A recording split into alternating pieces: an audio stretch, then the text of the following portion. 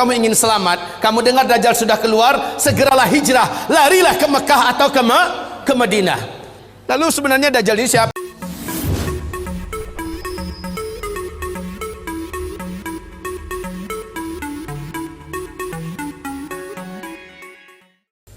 Rasulullah bersabda, tidak akan terjadi kiamat sampai muncul 10 tanda besar kiamat.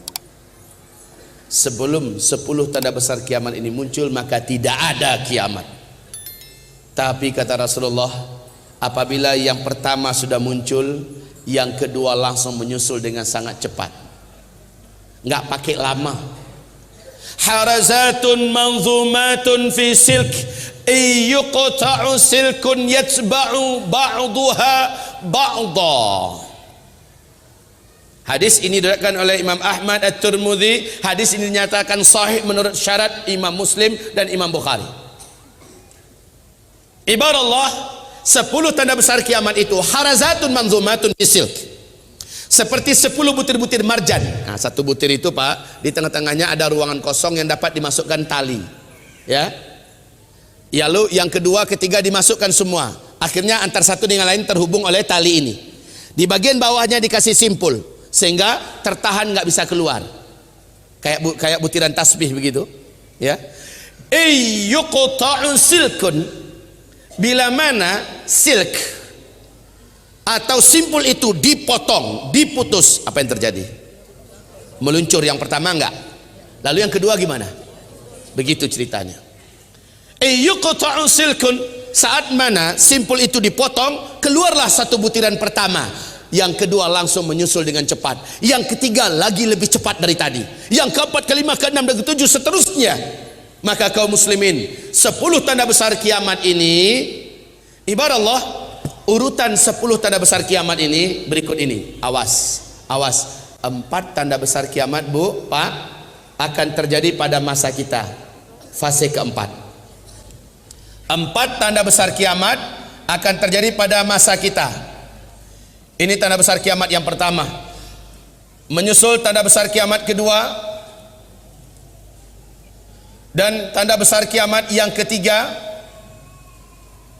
Fase keempat ini akan ditutup dengan terjadinya tanda besar kiamat yang keempat.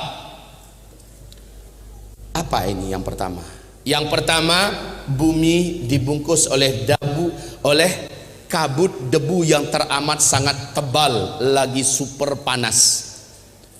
Debunya sangatlah tebal, bercampur dengan asap yang beracun.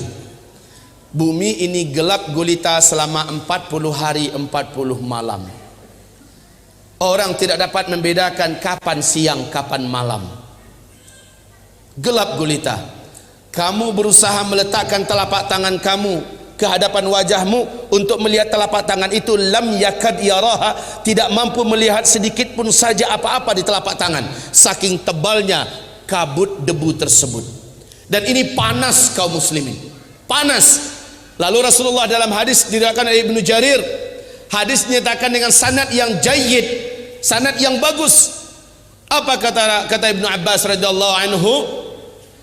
Rasulullah mengatakan, saat kabut debu itu terjadi, orang kafir satu bumi ini akan sulit untuk bernafas, karena kabut debu ini seperti tidak menyisakan ruangan untuk oksigen. Panas. Sementara dari lubang hidung mereka mengeluarkan asap, dari mulut mereka mengeluarkan asap, dan dari lubang dubur mereka mengeluarkan asap. Adapun kulit mereka, orang kafir ya, adapun kulit mereka melepuh seluruhnya. Beberapa bahagian dari tubuh mereka meleleh dagingnya, menjadi jelek setelah itu. Kalaupun masih hidup, mereka sangat sengsara dan menderita. Nah, orang yang beriman, yang imannya lurus dan benar, tauhidnya benar, serta amal solehnya sebelum itu banyak. Lihat Al-Quran surat Al-An'am ayat 158, dinyatakan oleh Allah, orang beriman selamat. Seberat apapun kabut debu dan asap yang sangat tebal ini, orang beriman ketika melewatinya, berapa hari Pak? 40 hari 40 malam. Seberat apapun orang beriman dapat melaluinya dengan selamat. Mereka hanya seperti terserang flu dan demam saja. Gitu aja keadaannya. Tapi orang-orang ini orang kafir. Dan juga dalam ayat surah Al-An'am ayat 158, orang beriman yang imannya menyimpang, orang Islam yang sebelum kejadian ini, sebelum kejadian tanda besar kiamat yang pertama ini, banyak buat maksiat, hobi buat dosa, mereka akan sependeritaan dengan orang-orang kafir. Sama sengsaranya dengan orang-orang kafir. Awas, orang Islam yang hobi buat dosa, orang Islam yang hobi bermaksiat, yang minim amal solehnya, dia sama menderitanya dengan orang kafir. Peristiwa ini disebut oleh Allah, oleh Rasulullah, dan disebut oleh seluruh para ulama Ahlus Sunnah wal Jamaah dengan sebutan dukhan. Saking dahsyatnya dukhan ini, sampai-sampai Allah menyebutkan salah satu nama suratnya surat Ad-Dukhan. Bayangkan Bapak Ibu, gelap gulita 40 hari 40 malam. Yang paling hebatnya, dalam masa kegelapan itu tidak ada teknologi yang dapat dipakai. Listrik padam mati seluruhnya total. Makanan andalan kita yang ada di kulkas gimana? Simpanan-simpanan kita seluruhnya membusuk. Sahabat-sahabat bertanya, ya Rasulullah, bagaimana cara kami membedakan waktu-waktu salat, bahwa salat zuhur dah masuk, asar dah masuk, gimana? Kamu kira-kira saja, kata Rasulullah. Selepas dukhan 40 hari 40 malam, ketika matahari sudah mulai nampak, debu yang tebal itu sudah mulai menyingsing. Pemandangan yang Bapak Ibu saksikan di bumi ini adalah banyaknya mayat-mayat bergelimpangan. Setelah itu terjadi perubahan iklim yang sangat ekstrim. Panas yang sangat luar biasa, kemarau di seluruh dunia. Inilah dia tanda-tanda besar kiamat yang kedua akan terjadi, keluarnya Dajjal. Nauzubillah minad Dajjal. Nauzubillah minad Dajjal. Menjelang Dajjal keluar, sabda Rasulullah, akan ada tahun-tahun kemarau yang sangat berat. 3 tahun menjelang Dajjal keluar. Tahun pertamanya sepertiga air dari langit Allah tahan. Bukan hanya untuk di Arab. Kalau Arab sekarang lagi lebat-lebatnya hujan, Pak. Sekarang ini saya baru dapat kiriman gambar dari sahabat saya yang ada di Mekah. Subhanallah, Masya Allah, sekarang hujan lagi lebat-lebatnya, kata beliau kemarin, baru 2 hari yang lalu. Ibarat Allah yang kami muliakan, bagaimana satu bumi hujan tidak turun sepertiga dari airnya. Satu bumi, tanam-tanaman, tumbuh-tumbuhan, dan hewan ternak yang dapat dimakan mati bergelimpangan. Terjadilah kekurangan pakan di bumi. Kelaparan global merata di mana-mana. Kalau hanya satu Cina yang mengalami kelaparan, mungkin Indonesia bisa tolong, mungkin Thailand bisa tolong. Tapi ini satu bumi serentak. Orang sudah mulai kalap, hidup sudah kelihatan gelap, dunia seperti sempit. Kelaparan satu bumi. Orang berharap mudah-mudahan tahun kedua, tahun besok nggak kayak gitu. Ternyata kata Rasulullah, tahun kedua menjelang Dajjal keluar, 2/3 air dari langit Allah tahan, 2/3 tanam-tanaman di muka bumi dan hewan ternak yang dapat dimakan Allah biarkan mati. 2 kali lipat keadaannya, lebih parah daripada tahun sebelumnya. Ya Allah ya Rabbi, disinilah manusia banyak berputus asa. Akhirnya dalam hadis Sahih Bukhari di kitab Al-Adabul Mufrad, Rasulullah berkata, tidak akan terjadi kiamat sampai tetangga tega mendatangi tetangganya yang lain, lalu berusaha merebut makanan yang ada di tangan tetangganya dan membunuh tetangga itu. Saking laparnya, orang sudah hilang akal warasnya, kecuali orang-orang yang beriman, orang-orang yang sudah ada mental akhlak mulianya dan paham perkara ini. Saking beratnya keadaan itu, kata Rasulullah, banyak orang yang pergi ke atas tempat yang tinggi dan menjatuhkan dirinya. Banyak yang menghantamkan belati dan pisau ke tubuhnya. Saking beratnya keadaan, orang yang beriman yang melewati kuburan dan berkata, alangkah enaknya yang tinggal di dalam tanah itu, kalaulah saya di posisi dia. Saking beratnya keadaan. Ibarat Allah yang kami muliakan, inilah tahun kedua. Tahun ketiga Di mana tahun itu Dajjal keluar, sama sekali air dari langit tidak lagi ada yang turun. Dan tanam-tanaman satu bumi ini mati. Seluruh hewan ternak mati, kecuali beberapa binatang berkuku yang Allah biarkan tetap hidup. Dalam keyakinan kami, kuda salah satu di antara binatang yang Allah pertahankan untuk hidup. Onta, ya, beberapa binatang berkuku lainnya. Selebihnya mati. Inilah puncak. Para sahabat bertanya, ya Rasulullah, jika itu kami temukan di mana Dajjal akan keluar, makanan tidak ada, bagaimanakah kami dapat bertahan hidup? Jawaban Nabi ketika itu adalah, makan minum kamu adalah zikir. Subhanallah walhamdulillah wa la ilaha illallah wallahu akbar. Siapa yang membaca ini berulang-ulang dan dia niatkan untuk ganti makanan, Allah akan jadikan perutnya kenyang, Allah akan jadikan tubuhnya terasa kuat. Inilah dia. Nggak akan mungkin bisa ke tingkat keyakinan itu kalau sebelumnya akidah dan imannya tidak dibenarkan. Amalnya diasah dan rajin berzikir, rajin baca Quran. Nggak akan mungkin sampai ke tingkat itu kalau dia orang awam yang malas ngaji. Ibarat Allah yang kami muliakan. Jadi ketika Dajjal keluar, memang udah dinanti-nantikan. Sebab isu langsung menyebar ke seluruh dunia bahwa saatnya sang penyelamat keluar, Dajjal. Tapi orang beriman kayak kita-kita yang sudah tahu perkara ini, mungkin siap menggadaikan hidup, siap mati asal iman selamat. Sebab kata Rasulullah, jangan pernah kamu berjumpa dengan Dajjal. Siapapun yang berjumpa dengan Dajjal, sekuat apapun imannya, pasti iman itu akan hilang. Dajjal itu bergelarkan Al-Masih, sang penghapus. Siapa yang berjumpa dengannya akan hapus imannya, akan menguap imannya. Kaum muslimin, kata Rasulullah, nanti akan ada seorang lelaki yang sangat percaya diri bahwa imannya tidak mungkin berubah jika ia berjumpa dengan Dajjal. Ketika ia keluar dan bertemu dengan Dajjal, saat itu langsung hilang imannya dan dia sujud menyembah Dajjal. Sampai mati dia tidak pernah lagi beriman kepada Allah. Jangan pernah mimpi untuk berjumpa dengan Dajjal. Jangan pernah mimpi untuk minta tanda tangan Dajjal, mau berfoto bareng Dajjal. Hilang imannya. Dajjal ini akan memasuki seluruh kota-kota besar di dunia, kecuali Mekah dan Madinah dia tidak berhasil memasuki. Kedua kota ini, baik fisiknya tidak bisa masuk ke Mekah Madinah, baik ilmu kekuatan sihirnya dan magicnya tidak bisa masuk ke dalam Mekah dan Madinah. Makanya salah satu kata Nabi, kalau kamu ingin selamat, kamu dengar Dajjal sudah keluar, segeralah hijrah, larilah ke Mekah atau ke Madinah. Jika tidak mampu, ada 5 langkah lain yang diperintahkan Nabi agar selamat dari Dajjal laknatullah alaih. Lalu sebenarnya Dajjal ini siapa? Rasul mengatakan dia adalah anak keturunan Adam. Tingginya seperti kamu dan lebih pendek sedikit. Mukanya bulat. Kedua bola matanya utuh ada, hanya yang sebelah kanan tertutup oleh lapisan dagingnya yang atas meleleh kemari menutupi, dan bagian tutupan ini lengket ke pipinya dan ada bergelantungan macam jengger ayam sedikit.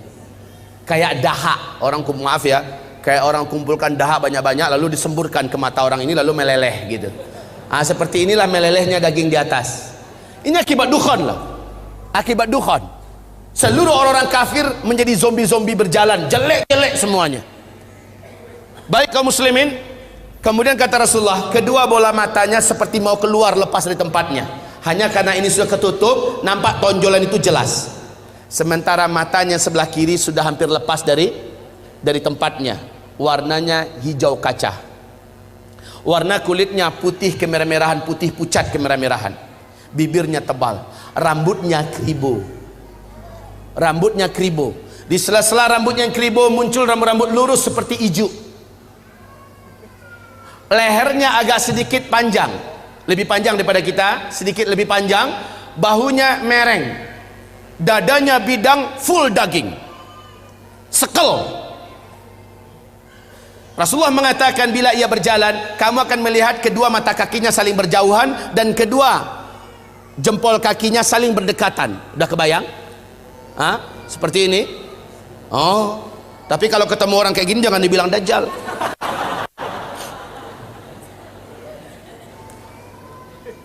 Orang biasa tapi jelek minta ampun, jelek abis.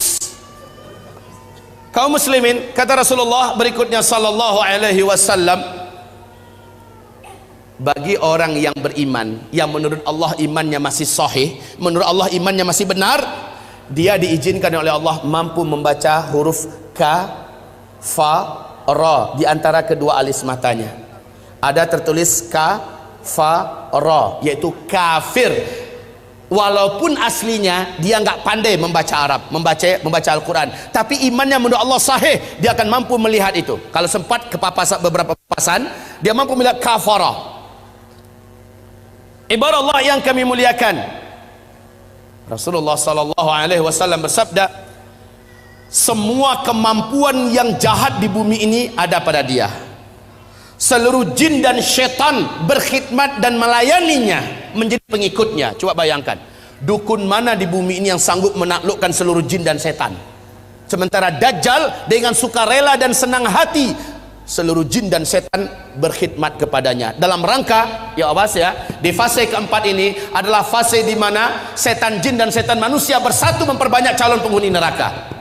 Di fase keempat ini, makanya ketika Dajjal muncul, ma baina khalqi Adam ila qiyamis sa'ah fitnatun akbar minad dajjal. Sejak bumi ini Allah ciptakan, sejak Adam Allah ciptakan sampai hari kiamat, tidak ada fitnah yang lebih dahsyat, tidak ada fitnah yang lebih hebat, tidak ada fitnah yang lebih berat melebihi fitnahnya Dajjal. Maka berlindunglah kamu kepada Allah dari fitnah Masih Dajjal. Wallahi, kata Nabi, kalau saya hidup, saya yang akan membela kamu paling di depan. Tapi jika saya sudah tidak ada, setiap kamu harus bela dan jaga dirinya masing-masing. Dajjal memiliki kekuatan sihir yang tidak terbatas. Dajjal memiliki kemampuan dan hipnotis magic yang sangat-sangat berat, sehingga tidak ada yang mampu melawan Dajjal. Tidak ada.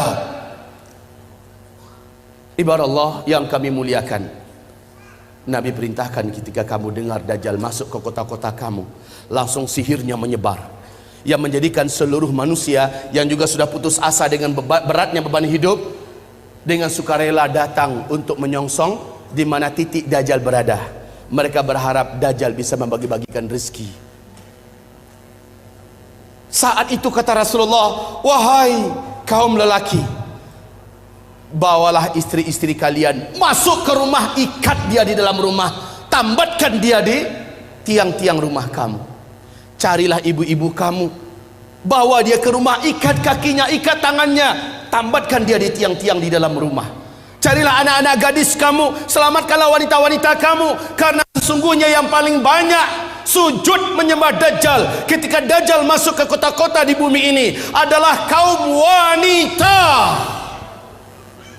Mereka yang paling banyak menyembah Dajjal. Dan kata Rasulullah, siapa yang sempat menyembah Dajjal, maka sampai dia menghembuskan nafas terakhirnya, dia tidak akan pernah lagi beriman kepada Allah, dan dia akan kekal di neraka selama-lamanya. Maka ibu-ibu, pantas kalau Nabi memperingatkan umatnya berulang-ulang, berlindunglah dari Dajjal, berlindunglah dari Dajjal, berlindunglah dari Dajjal.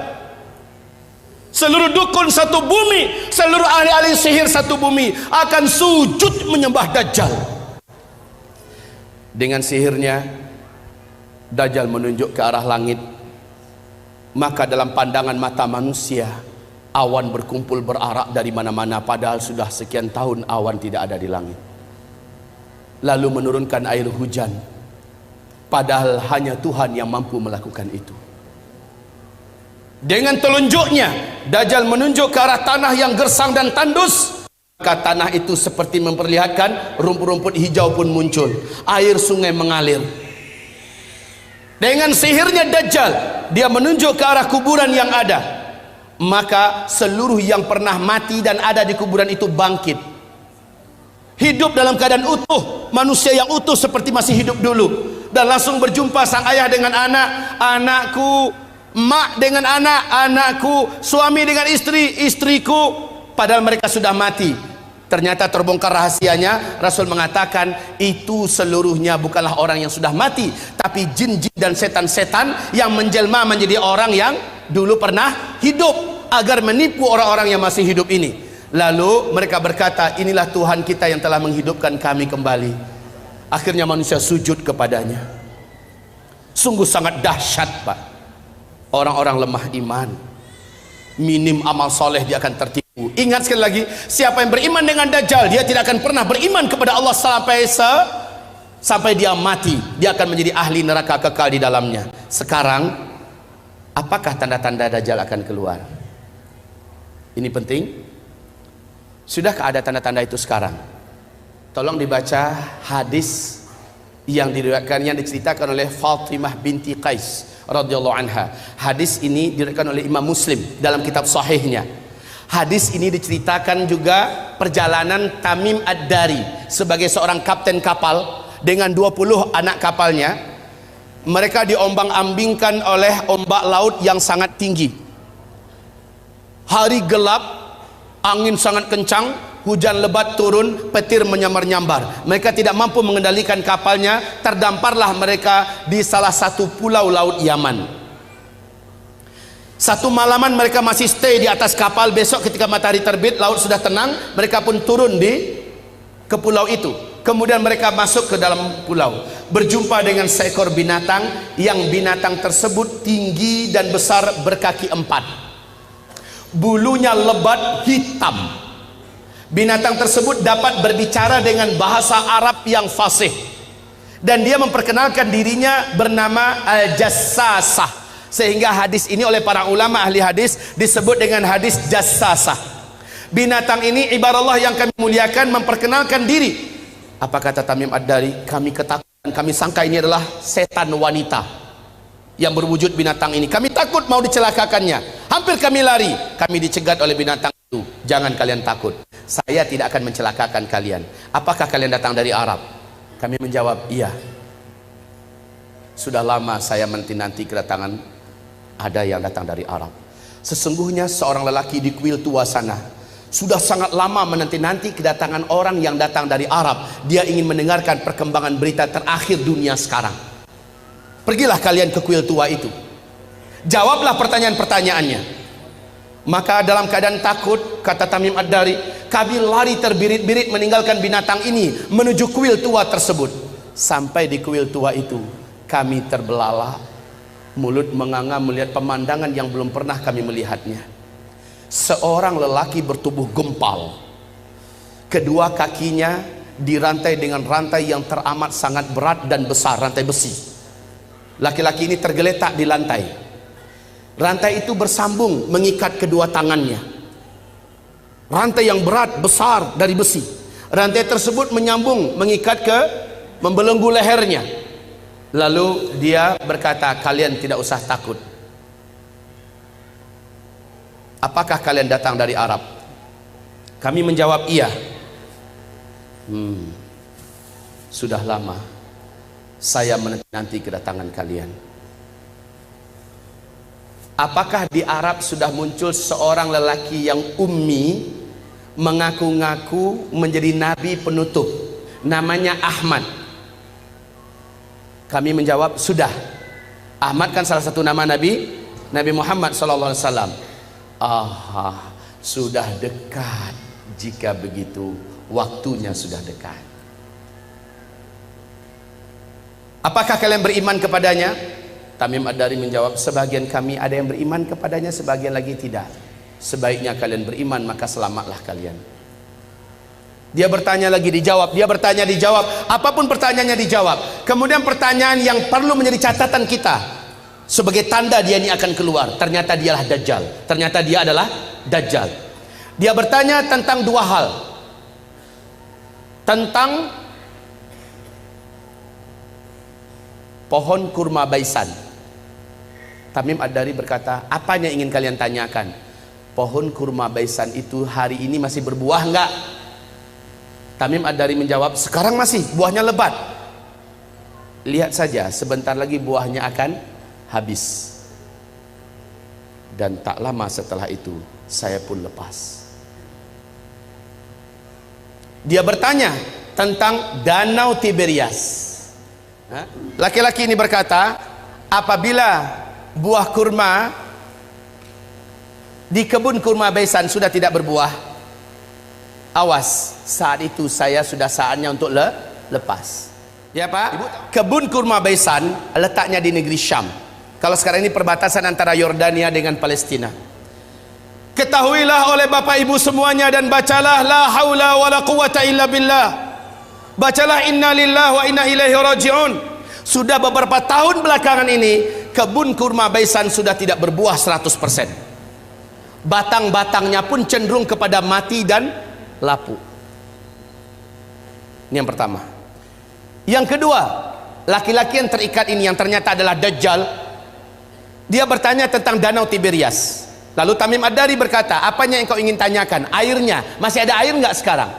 Maka dijawab oleh Tamim, airnya banyak. Dan memang danau Tiberias ini sejak terbentang bumi tidak pernah airnya susut. Airnya full, maksimal. Lalu apa kata laki-laki yang terikat itu? Dajjal ini, nanti kalau airnya sudah menyusut, tinggal sedikit, saatnya saya akan mengelilingi seluruh dunia, saya akan masuk seluruh kota-kota, saya akan kuasai manusia. Awas, inilah yang menjadikan Syekh Abdullah bin Abdul Aziz bin Baz, mufti dan ulama besar Arab Saudi, sampai menangis ketika diberitakan kabar tentang perkembangan danau Tiberias. Lalu apa kata beliau? Hadza zamanu khurujid dajjal. Inilah dia zaman kita, zaman saya, zaman tuan-tuan dan puan-puan semua, zaman bapak ibu dan zaman anak-anak kita masih hidup. Makhluk terlaknat ini akan keluar, Dajjal. Pak Rasul mengatakan,